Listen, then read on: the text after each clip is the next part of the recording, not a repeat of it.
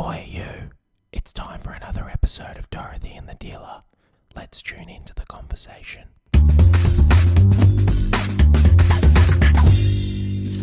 I think it's everybody's day off today, isn't it? And we're all coming in to have a chat. I like this. There must be some deeper meaning in this. That's what it is. There must be some sort of uniting union. I might do it. Good morning. Ciao, good morning. Ciao. How are you, Tiziano?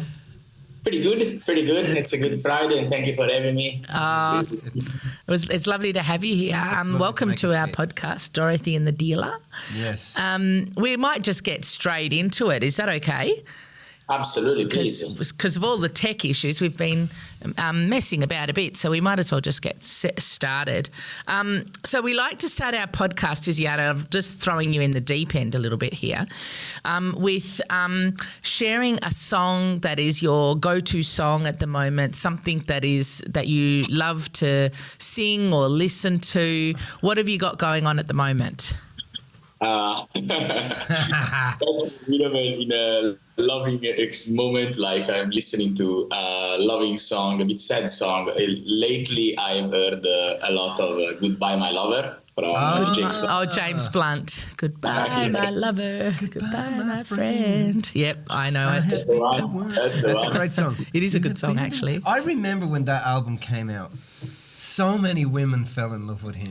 Like all of my sister-in-laws, all of my girlfriends, everybody fell in love All with of this your girlfriends. their friends. Oh, you know your what I mean? girlfriends. Got it. Their friends all fell absolutely head over heels in love with this guy. And he had come back from the Iraq War. And he was a soldier, and he was singing over there, and then he came back, and then his career took off. But I don't know, was he one or two hit? Was he a couple of albums? Oh, no, he had a few songs, I think. Yeah. Anyway. That's great. So why don't we start, Tiziano, by you just telling us a little bit about yourself, because I'm really intrigued as to what you do and how you help people. And I'm curious to find out. Let's talk. I am full on into self-development since 2016, and I have discovered this beautiful modality called family constellations.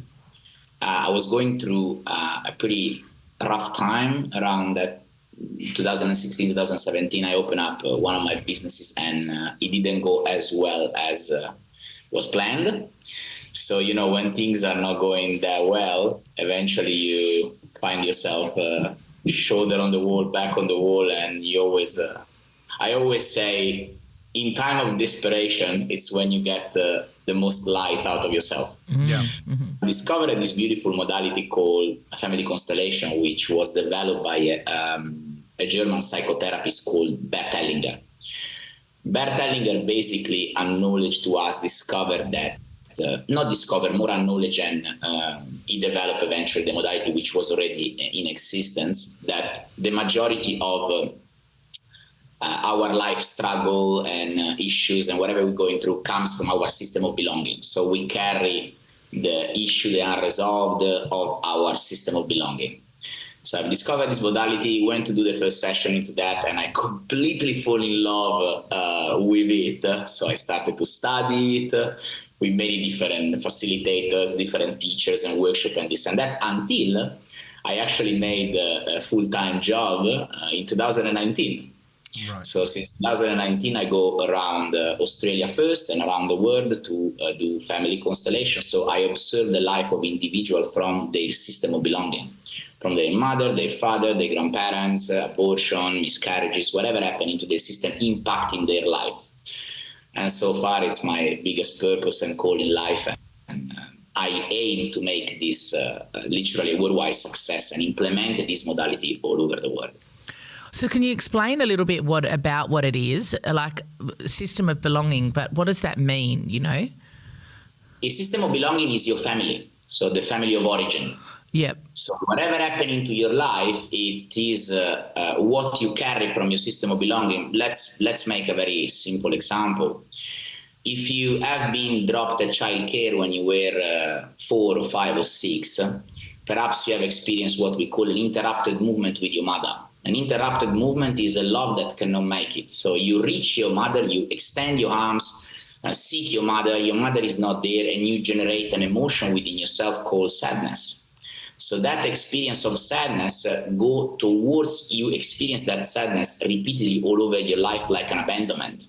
So perhaps you seek a partner who abandons you. You seek a boyfriend, a girlfriend that they feel they let you down, just as your mother let you down, unconsciously, of course, when you were 4 or 5. Right. So what we do through family constellation, we re-experience this dynamic, what happened when you were 4, we release that sadness and we set you free. Right. So this is basically what we do through family constellations. And then tell me, how is the process of releasing the sadness work? So how does that work? Basically, Mitch, we present, we place in front of you a representative of your mother. Right. So we recreate the first movement, what has happened when you were 4. Right. So eventually, by staying there, the representative, they enter in what we call morphic resonance. So they enter in morphic resonance to one another, and one individual manifests the mother and the other one obviously the son or the daughter. So when they are in front of one another and recreating that experience, the mother, perhaps she perceives some emotion that was perceived at the time, right. The same for the daughter and the son. So once the emotion comes up, it gets released naturally. And right. It's a beautiful process of reconnection. I was watching a couple of the clips yesterday on your site, and I was like, wow, this is actually really cool. I really like how you had come in and said, okay, I want you to visualize your whole family, but also alive and dead and generational, and just see them in your mind. And I was like, that's actually very clever, because it allows you to really, because you said something like, okay, was there ever one of them that was like kind of isolated from everybody else? He was a little bit separate, she was a little bit separate. And I suppose in some ways you have to be careful that people are not, they're not witch hunting, but also that they're, if there is something there, that they're not inventing it, that I suppose that it is actually real for them, that has happened. And I just thought, how do you make sure that the client is not just inventing something? So they got an emotion and then they're going back and visualizing their family. But how do you make sure that the person is not going, okay, so I'm feeling this emotion, I need to attach it to something because I'm in this scenario with these people and we're doing this. And yeah, so that's my first question. And then the second question is, I mean, even if they were, as long as it's helping them to release it in some way, would it really matter? They're two very intelligent questions, Mitch, and the first one particularly. So when you enter in resonance, what you perceive is magnetism. Magnetism is shivers, tears. It's basically the expression of the body through an emotion. This is also quantum physics that acknowledge to us that we are 99% energy. How do we perceive energy, whatever impact we have on our body and the other? Through emotion. Perceive sadness, happiness, magnetism, shivers. That's how you perceive the movement. So when a person, as you say, invent a concept perhaps, or they state something that is not true, the first acknowledgement of the observer, such as myself, is magnetism. There are no emotions in place. So I perceive that there are no emotions. And what is my role, Mitch? I ask a further question. Right. So I see that there is no magnetism. My role is there's something that is not told. Is not something is not said. Yeah. So I'm asking a further question. The second question that you pose, if you can repeat it, please, because I lost a little. So then, even if it is something that the psyche is inventing, because the psyche has a habit of fracturing, right? Like it just wants to fracture. And so even if it is fracturing, does it really matter if it's inventing something, as long as the outcome is that they're getting to heal it or they're getting to release it? If they invent something, they wouldn't have the reaction, the emotional reaction to the body. But if something is true, it is perhaps stored into their psyche, into their subconscious, and as soon as they state the right phrase, this is why we also call family constellation the language of the soul. Once we bring the unconscious to the conscious, it has an effect. it has an effect out, obviously, through emotion and on matter, of course, as a consequence of that. So the most important thing is to perceive if there is magnetism or not. If there is not, a further question must be asked, and we need to excavate a little longer to go into the subconscious. As soon as there is the emotional reaction, it clicks right away. So you're looking, because you're looking for what's happening at a subconscious level that the client isn't necessarily aware of, and you're looking for feedback in the reactions of the body to tell you, actually, I've connected with something that's happening subconsciously for that person. Is that what you're saying to me? That is very accurate. Right. Okay. So, okay, that's cool. So what happens then in releasing it? What do they feel? What's different? Because, I mean, the language that you're talking, it's interesting to me because we do work where we're working with the subconscious at all times. Like when we're working with people, we've got a process that we use to help people to balance out their emotional states or balance out their perceptions of an event. And that happens at a deep level where we're watching and looking for the reactions as well. Yeah. But for us, we have a certain series of things that we're looking for that we can tell that the person has actually balanced out their lopsided perceptions. What are you looking for? What are you on the hunt for, and what are you trying to? What's the outcome of it for you? I think what you're trying to say is how do you know? How do you know? So when the person has cleared it or released it, what's the trigger that you go, oh, they've released it, that's good? I cut this concept in two pieces because it is important also what you said, Mills. So if I observe the perception of the person, I cannot see it accurately. I need to see what is to acknowledge the subconscious in full, because the person could have faced whatever trigger and they might have created reality around that trigger that is convenient for them. Yeah. So my role is to state what is, not what I think it is. Because at the moment that I state what is, I'm able to go deep into the subconscious and to seize the pressure of that action in their life. The first acknowledgement that I have is their face, their emotional state. How do they feel after the movement? The first observation is their face. I see immediately in their face if something has clicked or not. And second place, how they feel. How do I acknowledge how they feel in how they make me feel? So when I'm in front of them, for example, I give you a very quick example. Yesterday, I was working around a dynamic of murder, a murder that was hidden into the family. And as soon as I opened the Zoom call, which perception I was having? Anxiety. There was a secret that was not brought to the surface. So I was feeling anxiety through my body, and the person was perceiving anxiety to state this secret, let's say. So I excavated, and as soon as she told me, oh yeah, the brother of my mother was killed, and nobody ever told us why and this and that. So as soon as she told me that, I allowed her to close her eyes, and we made a few statements around that. I'm ashamed, whatever little statement that I was perceiving.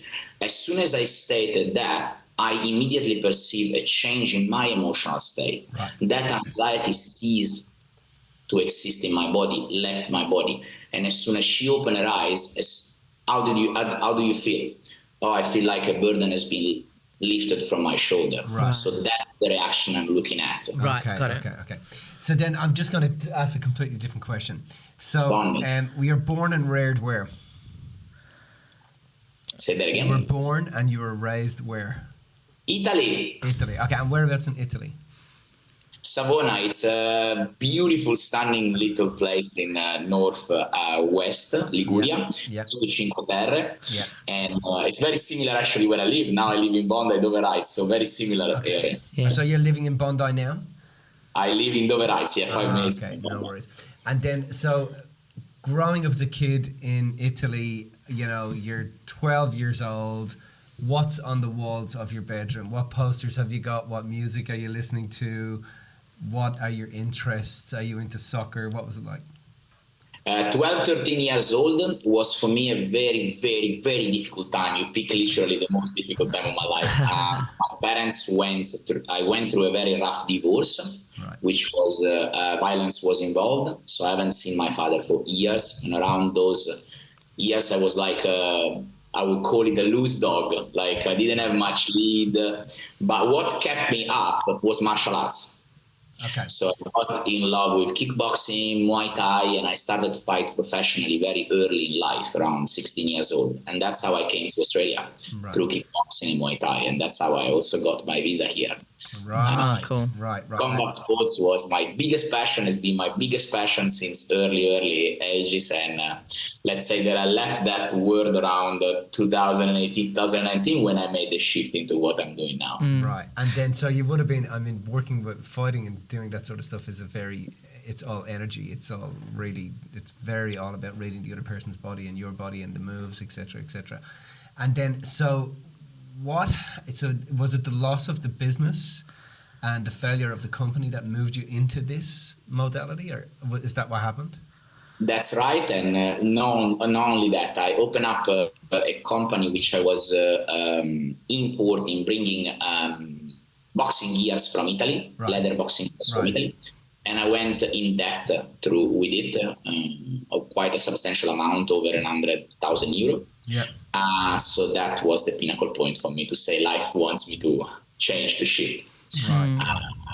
And I just was losing. It wasn't only that what happened. I was also losing interest into that. Right. In passion, losing like the call for it. And I got this light, this sparkle through this modality, my curiosity, my willingness to grow and to improve myself to... that was brought me here. I mean, that's what happens. Life puts you like in a direction at times where you don't really expect it. So obviously your life transformed from you having that experience for yourself. So I want to just dive into a little bit more about what you do. So in terms of with the understanding of, say, the position in the family, does that make a difference to the dynamics in the constellation? What are you doing? Are you trying to have a look at what, was somebody absent, or what was the dynamic in the family? Because like I'm the eldest daughter. Gabby is also the eldest daughter. There's a whole thing around the oldest daughter, isn't there? There are many dynamics around that, but you call it out, the pinnacle point, which was somebody was excluded, somebody was absent, a love that couldn't make it. So those are the major acknowledgement into constellation. Right. For example, I give you a very simple example. There was a child perhaps before you that was aborted or miscarriage. That makes a consequence in your life experience. Right. Mm-hmm. Right, okay.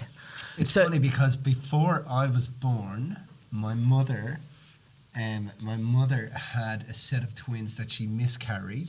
Were they girls? Both girls. Yeah. She miscarried them, I think it was the 26th week. And then she fell pregnant, and she fell pregnant about 12 weeks after that miscarriage with me. With you. And it's funny because we know that the DNA gets carried on through the female. So I have, and I remember finding out about that, and it was like, fuck, that just made so much sense. I was like, there was like,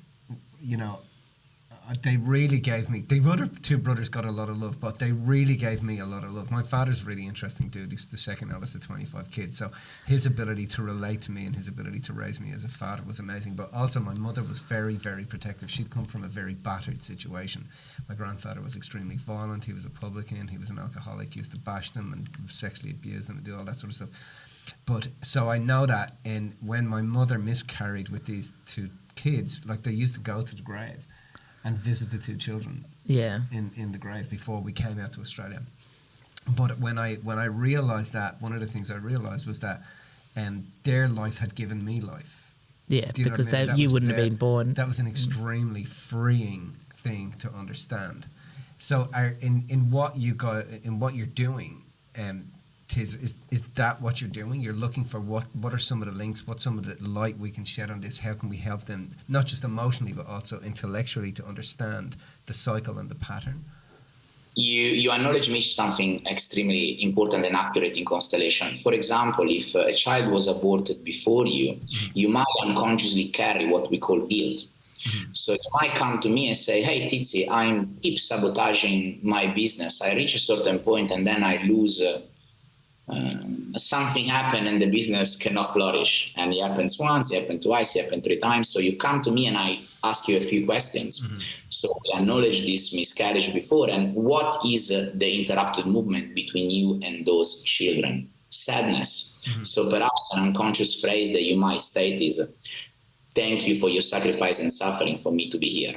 So once you close your eyes and you visualize those children, your mother, perhaps your father, that they made this sacrifice and suffering, then they left this life experience and you came, you are able to release those tears, you are able to reconnect these interrupted moments. So we allow love to flow again. Yeah, I really felt that when I understood that, and when I had that sense of, I really felt as if they were with me. Do you know what I mean? It's kind of, I'm very effeminate in how I am, like I just am. And so I know that I have this very effeminate female energy, do you know what I mean? That's around me a lot. You know, it allows me to work with people. It allows me to, I know when to be tough and when to be hard and kick someone's teeth in, but I also know when to stop and be beautiful and warm and empathetic and understanding and help a person deliver, you know, whatever it is they need to come through with. But yeah, it's interesting how that plays out. So when I was watching what you were doing yesterday, I was like, okay, there's a lot in this. This is actually quite clever, especially when people can start to use actual history, or how they perceive it. It's all perception, but how they perceive it to actually shift and heal. Yeah. So go ahead. I always describe, Mills, in family constellation in this way. Imagine you live your life, you have a house. There are like 6 rooms in this house. 1 room is for health, 1 room is for purpose, 1 room is for relationship, the other room is for money. And let's say that there is 1 room where the light is not coming. So what we do as observer, as family constellator, we, as electrician, we reconnect the cable. So we allow love, the light, to come in this room back again. And light sometimes is like, Tizi, I cannot, I reach my last exam at the university, but I cannot complete it. I've done 36 exams, but the 37th does not come in Tizi. So perhaps it's not coming because somebody is missing in your system. The cable is missing in that room. Once I acknowledge your grandfather who was lost in war and nobody spoke about him, you cry that sadness that was passed down into your family system, you complete that exam. And this is a case that I presented to you because it's on my website. There's a video that I've done with this girl in Italy. She couldn't complete this exam. Right. We have done a constellation in front of 80 people, and 3 months later I say, Tizi, I'm graduated. Nice. That's great. Nice. So what other patterns or other do you notice a difference between, like, what are some of the other things you notice? Do you notice a difference between where a person is born in the family, whether they're the eldest or the youngest? Do you notice a difference in, I mean, you've mentioned about like losing a child or aborting a child. What else do you notice has an impact without us actually realising? The most profound experience that I've acknowledged over these last 7 years that I'm inside it is your birth. So the way you were born is showing us the way you live your life. For example, if somebody has gone through incubator, lamp, cesarean, forceps, anything that happened at birth that interrupt the movement between you and your mother, that is your first success. So the way you reach and pursue success, money, relationship is the same dynamic in which you were born. Life is a constant repetition of your birth experience, of your birth itself. I've done a huge workshop in Melbourne just 3 days ago where 50 people, and we have recreated this birth experience for everybody, and it was a life-changing experience. That is one of the most profound dynamic that I've acknowledged. We carry morphogenetically our birth imprinting. It's curious to say also that not more than 1 year and 6 months ago, the University of Queensland acknowledged us that we don't only carry energetically but we carry the imprinting of our ancestor even on our tissue, on our bone, on our bones, on our on a cellular level. So, for example, if I cut my arm knows, my body knows how to deal with that cut because my ancestors, they've dealt it already. And epigenetics acknowledge that. And that is cool because it's not only on an energetic level, you know, some people that they're a little bit less into energy, but it's actually on a matter level. That's the cool part. Yeah, it's good when the docs are starting and the scientists are starting to acknowledge what the ancients have been saying for a long time. I think that's why we're in this particular age right now, and it's because it is an awakening age of, and it takes science to do that, which I just think is fantastic. Yeah, there's been a lot of talk, like I've even seen a lot even around the fact that the way you're born makes a difference into how you come. Like if you are overdue and you're just taking your time, are you forced out? Are you induced out? Or are you allowed to come through like in your own time? The cesarean makes a difference as well because you're it's the first great separation, right? Like how was the first great separation? It's either way, you know, it that sense of separation is what starts to allow us to understand who we are, build our individuality, you know, because we're taking in information from that point on. You know, mum is not mum. We don't know that, right, when we're at zero. But, you know, that those formative years of 0 to 7 is where we're really formulating, okay, what is my imprint of how I operate in the world and move forward. I had the cord wrapped around my neck. Did you? 3 times. The umbilical cord was wrapped around my neck. And mum, a constant thing that she said to me over the years is that there was another kid in the hospital born at the same time who I can't remember what happened to him, but he was affected by it, and the doctor said that I wasn't, like they were able to, it was okay for me, but so I'll tell you something else about that, because we just look at the case over the weekend. Most of the time when you are born with the umbilical cord around the neck is what we call systemically a birth movement towards death. Right. Because obviously it takes away your oxygen, the capability to breathe. And sometimes that is a sign of a lost twin into the womb. Right. We know that 1 every 3 children, there is a lost twin into the womb, so that you don't know because the fetus is lost around the 3rd or 4th month. Yeah. When we recreate meals, the birth experience, when they generally come into the 3rd or 4th month, there is a weight, a heavy sadness that they perceive through the body. Sometimes they fall on the floor, and that is a lost twin into the womb. So perhaps when you come to life, your movement, yes, it is towards life, towards your mother, but it also looks towards death. Because death was present at the time of your birth experience. Interesting.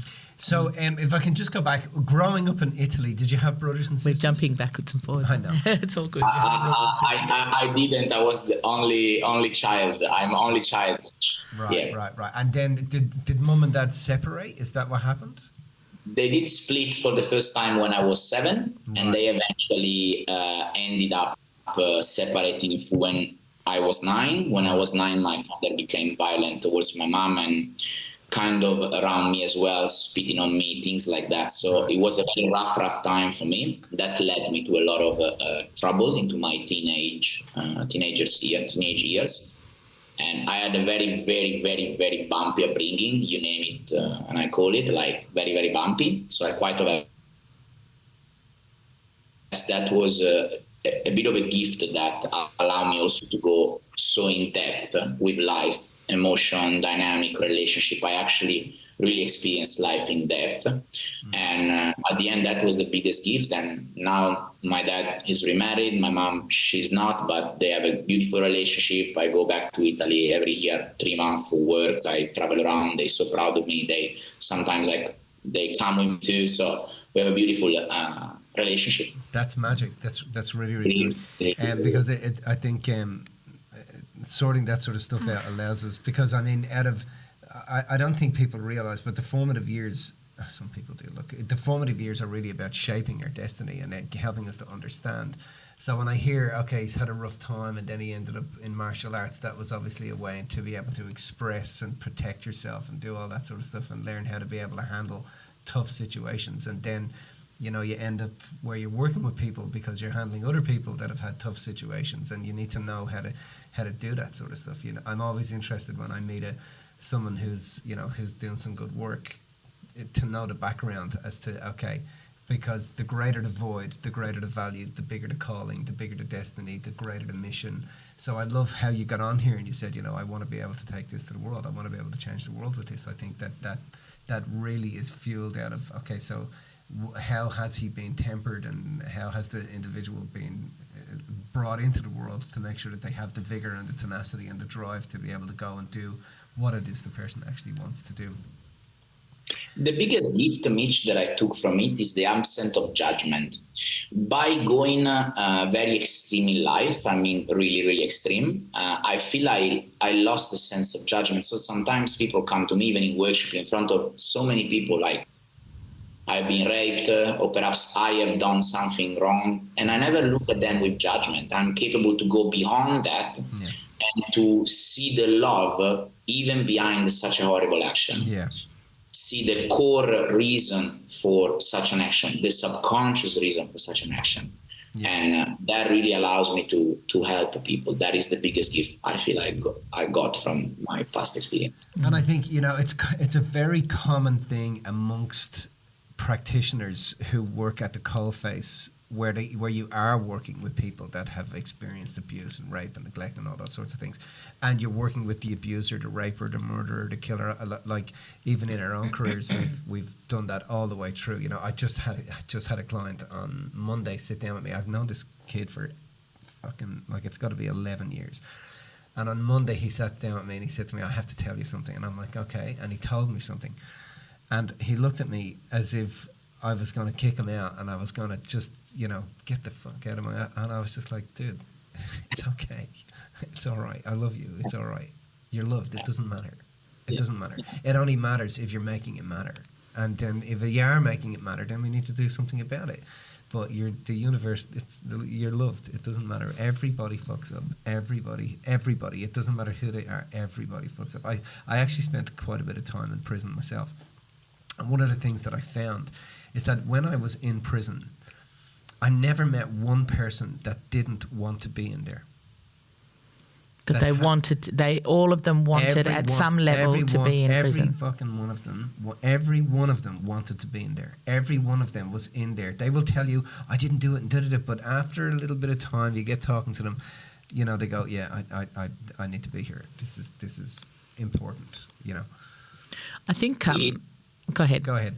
It is profound, Mitch and Mills, what you're saying, because I look at prison experience. I've gone in prison to a very young also in life, and those kind of experience look towards the father. The father represents authority and structure. So when somebody has no structure in life, guess what? Life gives them the structure they miss. In prison, you have the structure you miss. So some people, they do prefer to be there rather than actually be outside, because outside they are loose dog. They don't have structure. They miss their father. They miss their purpose. They miss their direction. Yeah. At least in jail, they have structure and they are forced to have that direction. So they have something forward to, which is freedoms eventually, or redemption. So that is something that... Yeah. That is common in everybody who has that experience. Yeah, I think. Do you like when you look at? I don't know how much you like. I don't watch the news. I don't pay attention to everyday stuff. But obviously, there's big stuff going on in the world that you see and we notice. Do you notice a difference in the family dynamics and the focus on family? Like, I feel like. We moved over time. We move away from the focus on family, and we find our value, or we find, like, if you look at some of what's happening in America, just as an example, right? I feel like a lot of some of the problems that are going on there are because of the lack of family connections and the lack of family focus. Have you got views on that? What do you think about all of that? Big time, Mills. So if you want to sabotage the life of an individual, you detach them from their family of origin, from their value, from the extraction for their roots. So they start to perceive themselves alone, and guess what? They start to take energy and strength and value from the external rather from the internal. Yeah. So you create an external dynamic that is sabotaging. So that person takes that external as value and is sabotage themselves too. So once you reconnect that person with their family of origin, their structure, their belief, their value, even if it's disharmonious, you take the good out of it. So you give to that tree healthy roots. Yeah. So that tree eventually bear the fruits of those healthy roots.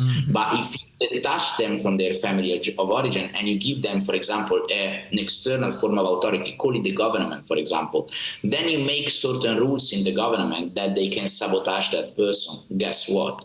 That person sabotage their life because you give to them externally what they cannot find within. Yes. But what we do through family constellations, psychogenealogy, everything that reconnects it to the root, we bring them back to healthy roots, to their system of belonging, to their family of origin. We reconnect, we restore those interrupted movements. So life, love, energy can flow again. That individual comes up healthy. Yeah, I like the way you've described it, because it's not about saying, hey, we're all going to have the same opinions or views or any of that sort of stuff. But what I've seen there, or what, you know, the person has perceived there is the disconnection. And when you show them that there's light there, then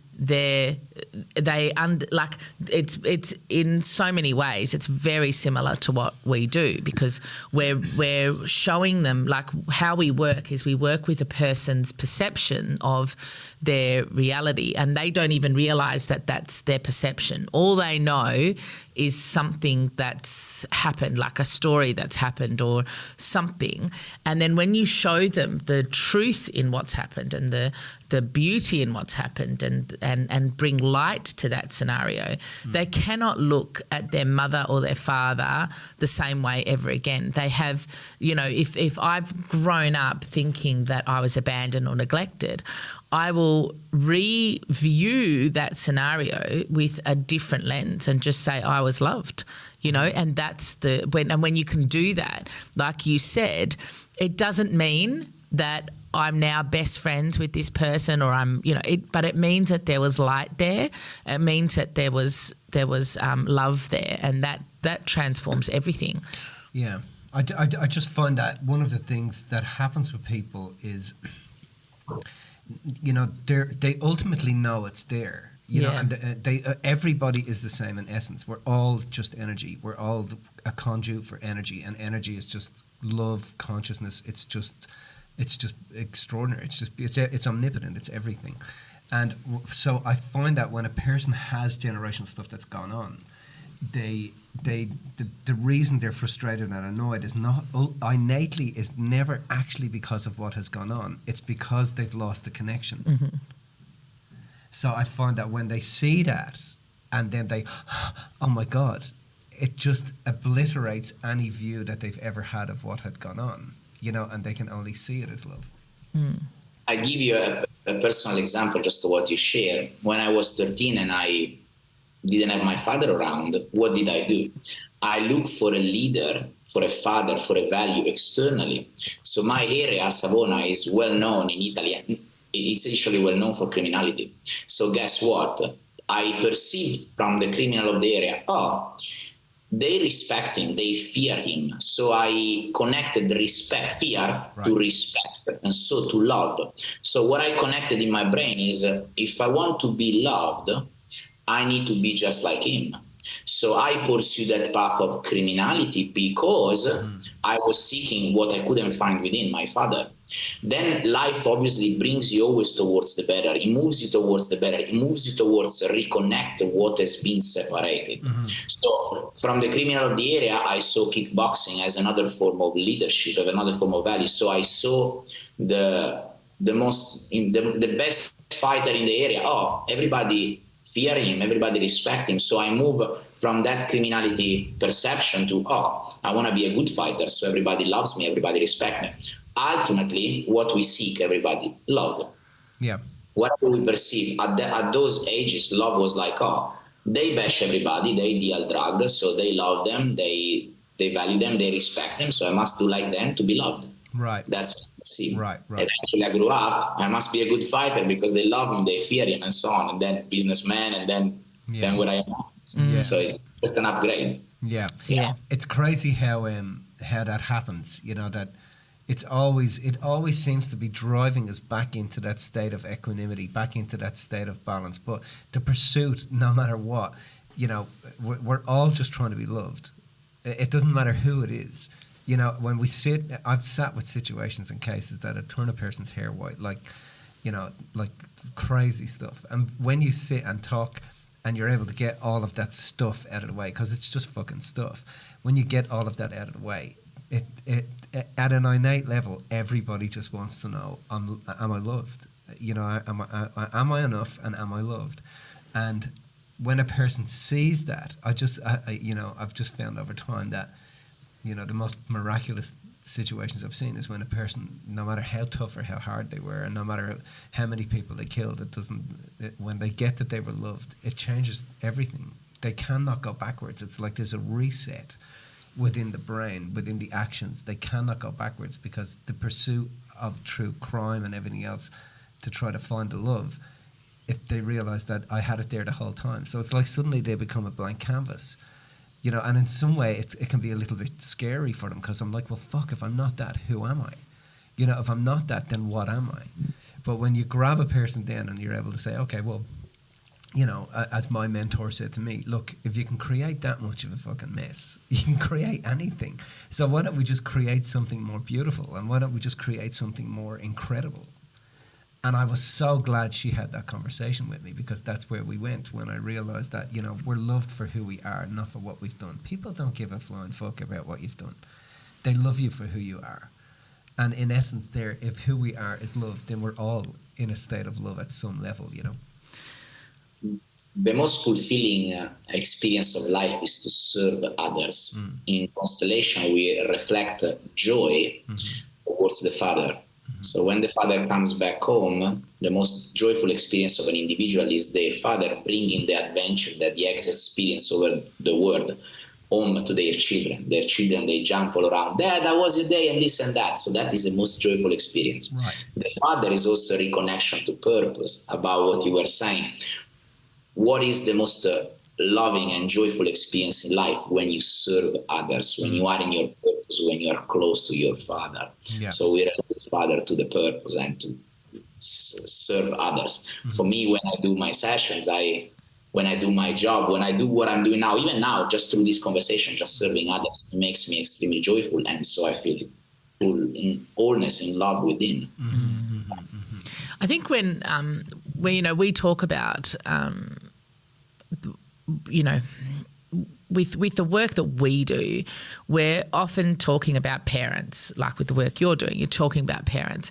And so once we're explaining this information to people, one of the things that we notice, or that I notice, is that they, like, people are like, hang on a second, have I messed up my kids? Have I done something that's going to mess up my kids?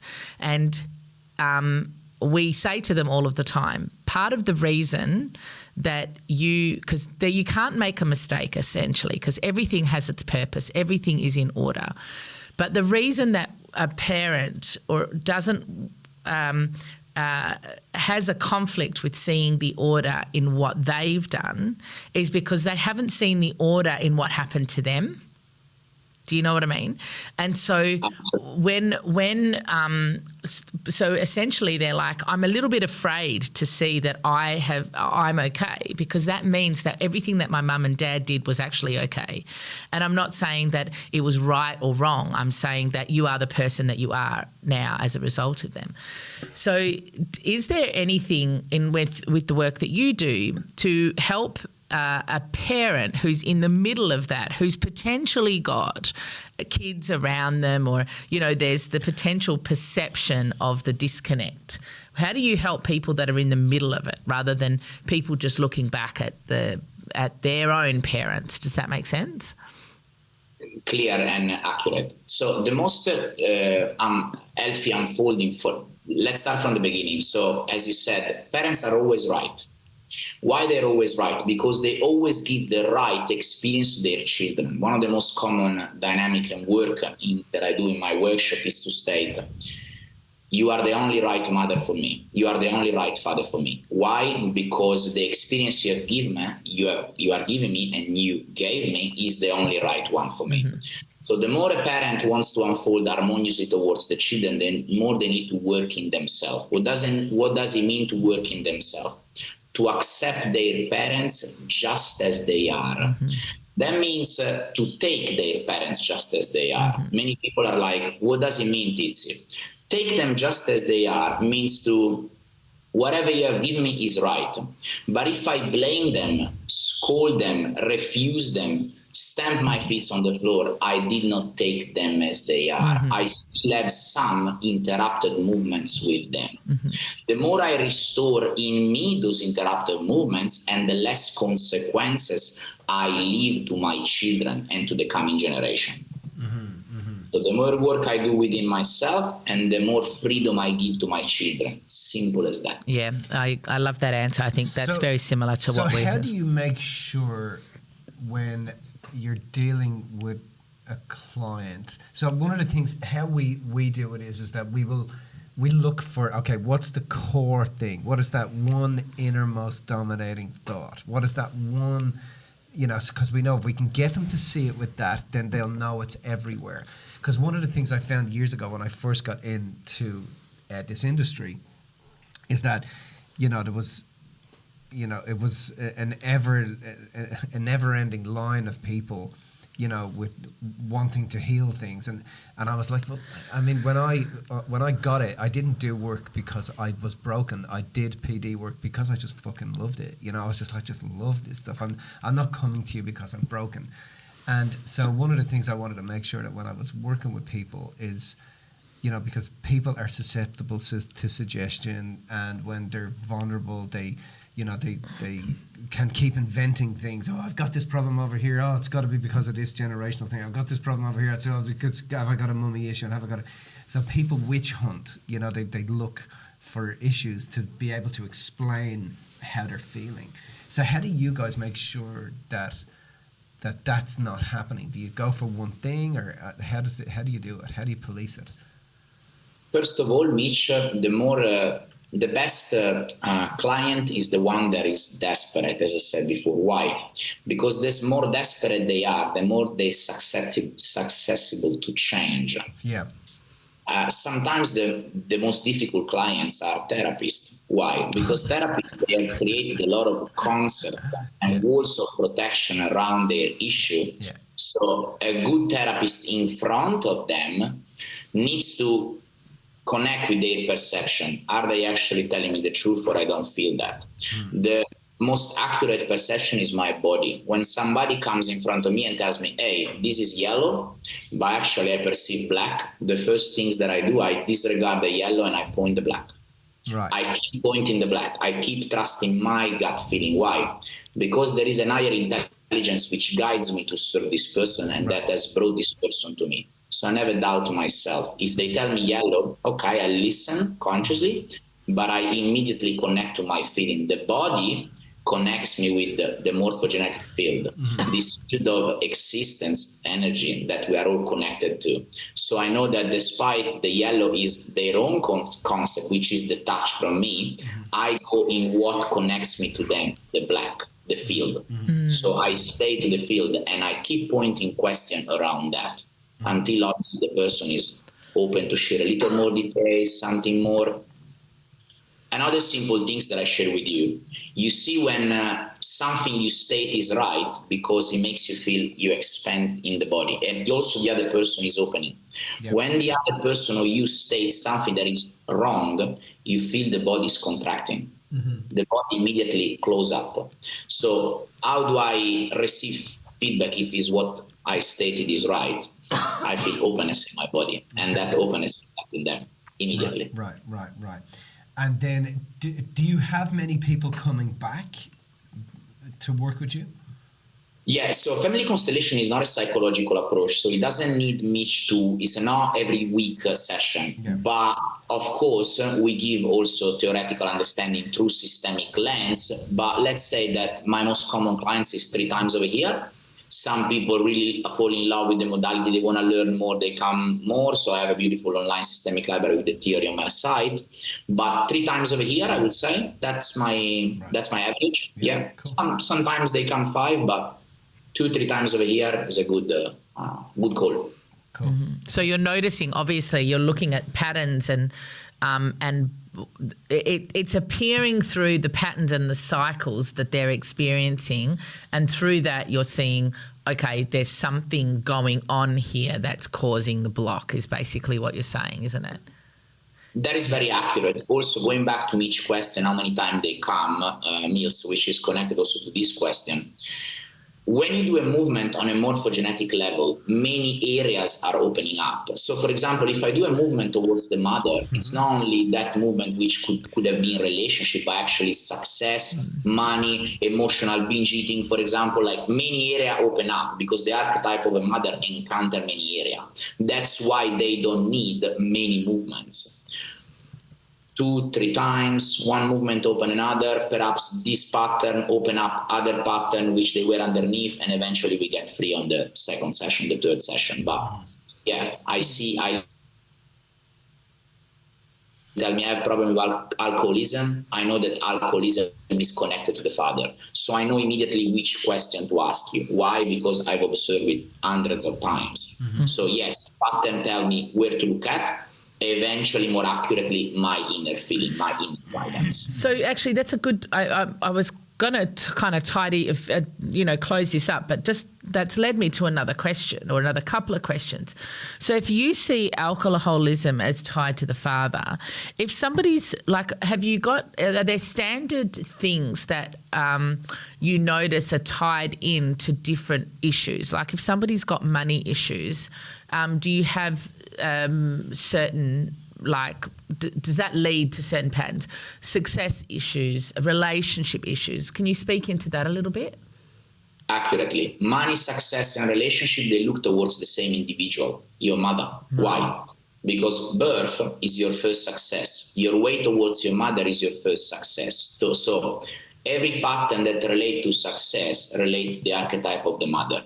Money unconsciously relate to nurturing. Who is the first person who nurture you? Your mother. So when somebody comes to me, Mills, and tells me, I don't care about money, what they unconsciously tell me is, I don't care if my mother is there or not, I can survive regardless. That is a big statement that they make. Relationship, who is the first person who you relate to? Your mother. So every relationship is the same imprinting that you have with your mother, to the dot. Bert Hellinger stated to us before he left the patch of this world, no mother, no relationship. When somebody is detached from their mother, they detach from relationship. Right. Cool. Very cool. Very interesting. Okay, I absolutely love this. Can you tell us let us know how to find you, and when are you next around in Australia? Well, you're in Australia now anyway, aren't you? I am, yes. But I have a 3-month off workshop because I restart in March. We have Queensland, the first and the second in Queensland. And we have Perth in April. We have Sydney in the 8th and 9th of March as well.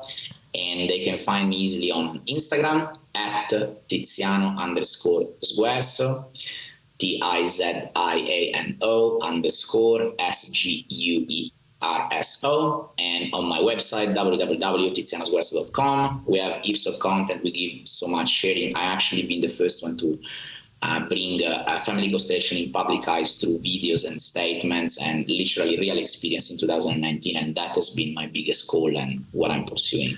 What happens in those workshops, Tiziano? 2 days, 1 day, 2 days? 2 days, 2 days. So we do Saturday and Sunday, usually the 9:30 to 4:30, and we do a full family constellation process through whatever is the topic at the time. Most of the time, latest, I'm doing, the lately one are rebirth experience. So we recreate the birth pattern, and some people actually experiencing accurately from the Friday to the Sunday when they release the workshop. They're like, wow, that's what has happened. So that's awesome. That's great. That's awesome. Well, I love that you're doing this work. Tiziano, it was lovely to talk to you today. Thank you. Thanks for giving us your time, and it was great to hang out. And I always love meeting other facilitators who are just on a mission. It's great. It's fantastic. Yeah. Same here, guys. Thank you for having me. Thank you so much. Cheers. Appreciate it. Ciao, ciao.